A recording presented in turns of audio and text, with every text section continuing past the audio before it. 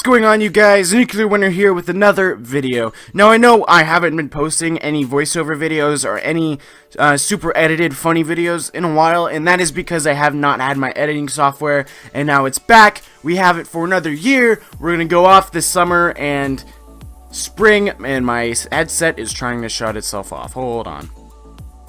Shutdown disabled. Anyway. We're going to be talking about Black Ops 4 here, so if you're wanting more videos on Black Ops 4, please leave a like on this video, comment what you want, and if there's any other games like, I guess, Far Cry 5, any other games like that you'd want covered, I'll totally do those for you guys, even though I know a lot of other bigger channels are doing it.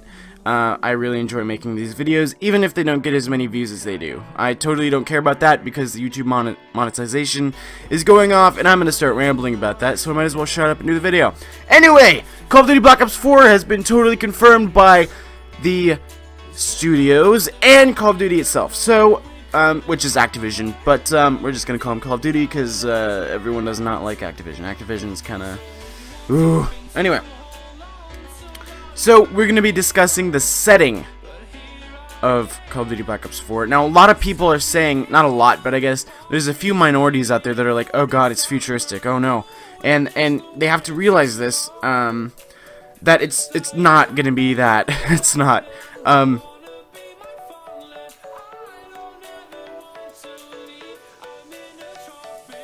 They think just because the last Black Ops was futuristic that this one has to be futuristic, which is completely wrong, because of the fact that there was Black Ops 1 at first, which was in the Cold War setting, and then they went straight into 2025. They jumped like 70 years. I'm not doing math right now, but they did a lot of jumping between those two settings.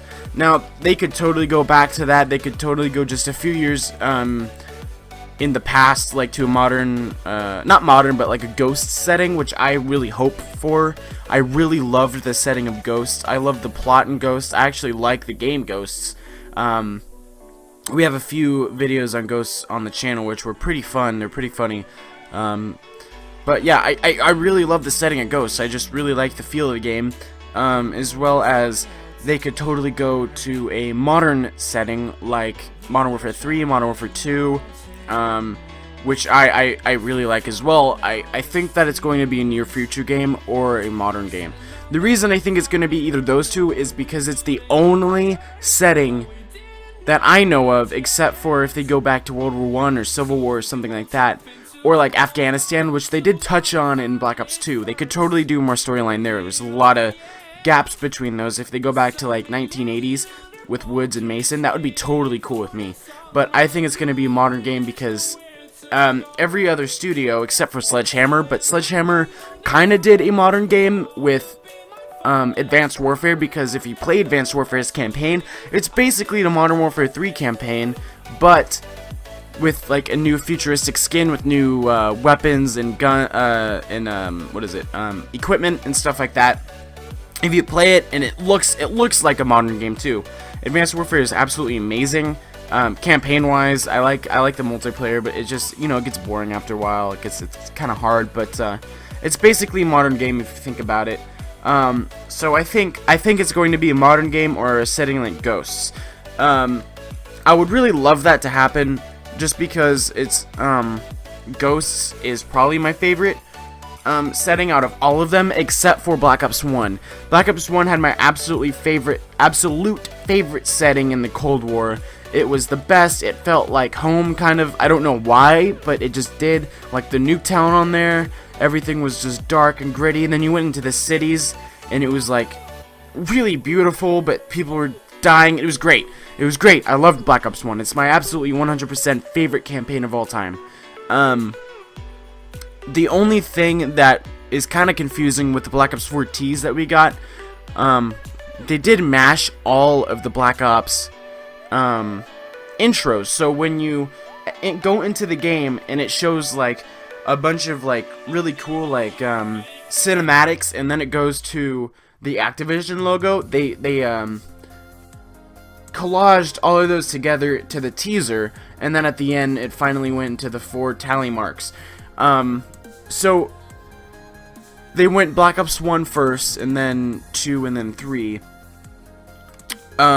which is basically just them saying 4, but I don't know. It's kind of fishy. Anyway, I don't know where I was going with that one, but I feel like there's something more of that. I mean, the Ember Teas, if any of you guys remember the Ember Teas from not last year, but Black Ops 3, that thing was amazing. The Ember Teas, oh god, if you guys haven't watched that, you guys gotta go watch that. That looked real. It looked like it was like actual news coverage from the future. It was crazy.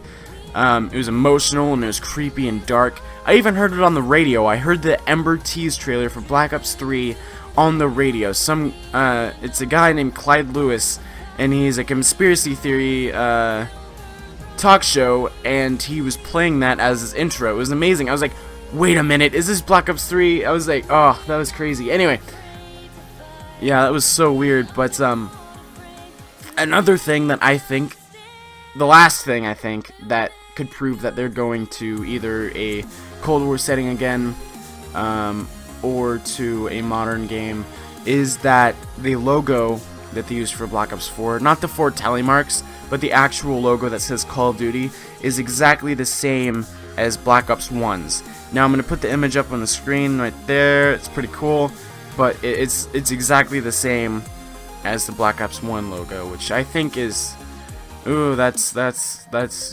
hitting me. That's hitting me. That's bringing the hype. They might just be trying to bring the hype, which is cool and all, but if you know Treyarch, they always have a reason for the stuff they're doing over there. And the last thing I wanted to talk about is how Treyarch loves to go between storylines in their campaigns. So they'd go to like World War II. They went to World War. There was a few missions. I think it was only one, but there was a mission in Black Ops 1 that was in World War II. Black Ops 2 was the most. Black Ops 2 went forward and backwards between 1986 and 2025 over and over again to go to Mason's story, Alex and David, that's it, David Mason and Alex Mason's storylines.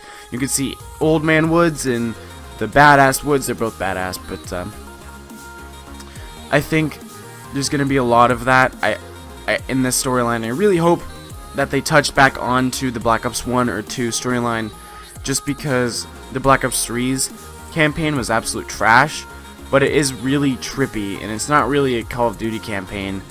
I think they might have done that on purpose, just to lead into Black Ops 4, because I know they didn't really want to make a Black Ops 3.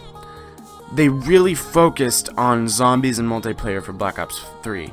Like, hardcore. I don't think they put as much effort into Black Ops 3's campaign as they did the zombies and multiplayer. They clearly did not, but I think Black Ops 4 is going to come back with a really good campaign, really in-depth. I really hope they do something like Black Ops 1 again, or Ghost. Ghost had a great campaign. Just don't leave us on a cliffhanger, and then don't make a Ghost 2. But if you enjoyed this video, if you agree with anything I'm saying, I'm sorry I stutter a lot, but if you agree with that, please like, subscribe, comment, follow us on Twitter. Link is down in the description. And one more thing, if you don't agree with it, put your opinion down in the comment section. I will read those, respond to them, and if there's enough, I will make a video responding to it. I think it would be really cool to do something in the community like that. But yeah, you can hit me up on Twitter with that, at H2106. That's also in the description. I've said that multiple times, but it's there. And peace.